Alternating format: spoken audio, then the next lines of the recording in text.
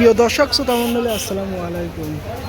প্রিয় দর্শক, আজ 7 জুলাই 2025 রোজ সোমবার আমরা অবস্থান করতেছি সেই ধুলাউড়ি ঐতিহ্যবাহী পেঁয়াজের পাইকারি হাটে। তো দর্শক বন্ধুরা, আজকে পেঁয়াজের পাইকারি বাজার দর কত যাচ্ছে সবাই সাথে থাকুন, সবাইকে জানিয়ে দেব। তাহলে এবার কিন্তু খেলা কিন্তু দেখলাম বাইরের দেশের পেঁয়াজ নাই, দেশের দেশের পেঁয়াজেই দেশের গাড়ি তোর সব দামে পিস বেচতেছি। আর বছরে একটা কাঁচার একটা মার গেছে, বুঝছেন? ওই মারটা এখানে এটা পড়ছে প্রভাব। আর তাছাড়া মাঝখানে মধ্যে সিন্ডিকেটটা নাই, হাজার হাজার লাখ লাখ পিস কিনি আটকা সেই পিসটা জিনিসটা নাই।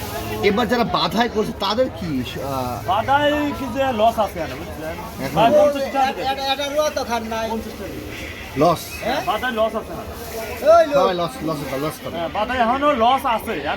সামনে কি হবে না হবে, বাধারা কি বিক্রি করে দিচ্ছে না? বাধাই এখন কি কোনো চালাক বাধা আছে অল্প করে দিতে, মানে যে কিনেছে কেনার পরে তেনালে লস আছে, এখনো লস আছে। তাহলে এবার ওই আহামরি লাভও করতে পারবে না, লস হবে, লসের লাভ রয়েছে। আর সামনে বুঝতে পারে কি লাভ হবে, এটা আল্লাহ পাক জানে। আর এখন জনগণ যারা বোঝে তারাই জানে।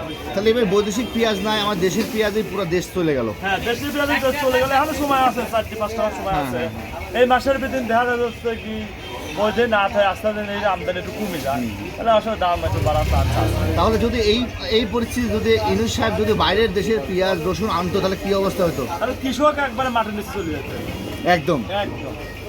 মানে এত খারাপ অবস্থা হয়েছে, মানে আছেই করতে পিস, পিসটা দিন চলে যায় নিচে 1000-1200 হাত তালে নেই, তাহলে কৃষক মরা ছাড়া কিছু মরার গতি নেই, উপায় মরা একবার ফাঁসি মারা লাগে। তাহলে এবার ইউনূস সাহেব কত দেখা দিল?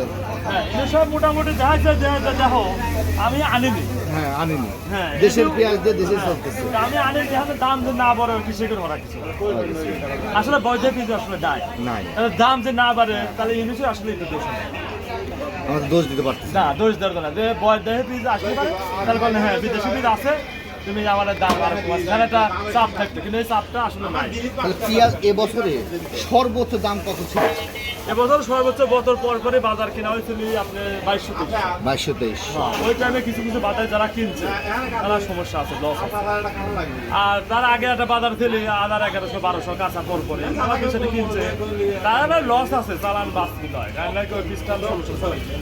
তাহলে ওই দামে অনেকে লস আছে। আর যারা 2200-2300-2000 উপরে কিনছে তারা মনে 1000 অর্ধেক, হ্যাঁ 5 লাখ টাকা মাল কিনে 2.5 লাখ টাকা বুঝতে আর 2.5 লাখ নাই, শুকা মুখা গেছে, কাটতে গেছে 500 টাকা বাজারে ধরা, তাহলে অর্ডার দেওয়া যাবে। তাহলে এবার তারা সাফল্য বই আনবে না?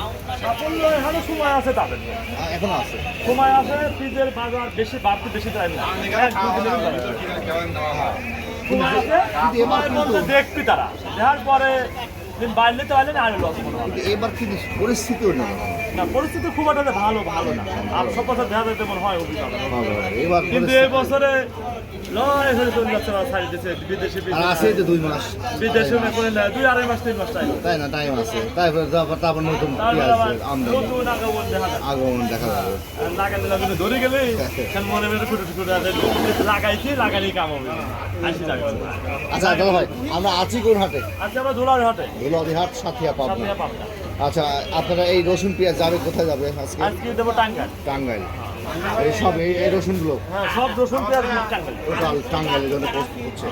আচ্ছা দাদা ভাই, তাহলে আজকের বাজার ছিল সর্বোচ্চ বাজার, সর্বনিম্ন বাজার? সর্বনিম্ন পেঁয়াজের বাজার আপনার 1600, উপরে 1900, আর রসুনের বাজার 3500, উপরে 3800।